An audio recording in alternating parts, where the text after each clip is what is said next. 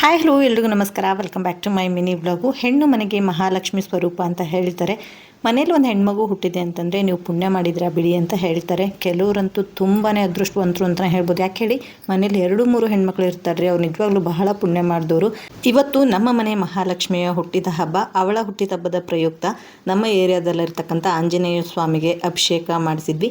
ನನ್ನ ಮಗಳಿಗೆ 2 ಹೆಸರಿದೆ, ಒಂದು ತೇಜಸ್ವಿನಿ, ಒಂದು ಗೌರಿ ಅಂತ ಹೇಳಿ. 2 ಹೆಸರು ಯಾಕೆ ಅಂತಂದರೆ, ಪ್ರತಿಯೊಂದು ಹೆಣ್ಣು ತಾಯಿಯಾದಾಗ ಅವಳಿಗೊಂದು ಆಸೆ ಇರುತ್ತೆ, ನನಗೊಂದು ಮುದ್ದಾದ ಹೆಣ್ಮಗುನ ಕೊಟ್ಬಿಡಪ್ಪ ಅಂತ ಹೇಳಿ.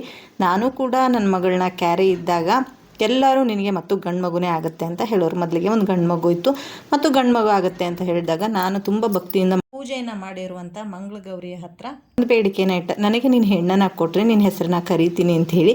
ಅದೇ ರೀತಿ ನಮ್ಮ ಮನೇಲಿ ಎಲ್ಲರೂ ನನ್ನ ಮಗಳಿಗೆ ಗೌರಿ ಅಂತ ಕರಿತೀವಿ. ಬಟ್ ನಾಮದಲ್ಲಿ ಬಂದಿರತಕ್ಕಂಥ ಹೆಸರನ್ನ ಬಿಡಬಾರ್ದು ಅಂತ ತೇಜಸ್ವಿನಿ ಅಂತಾನೂ ಇಟ್ಟಿದ್ದೀವಿ. ನಿಮ್ಮ ಮನೆ ಮಹಾಲಕ್ಷ್ಮಿಯ ಹೆಸರನ್ನು ಕಮೆಂಟ್ ಮಾಡಿ. Thank you.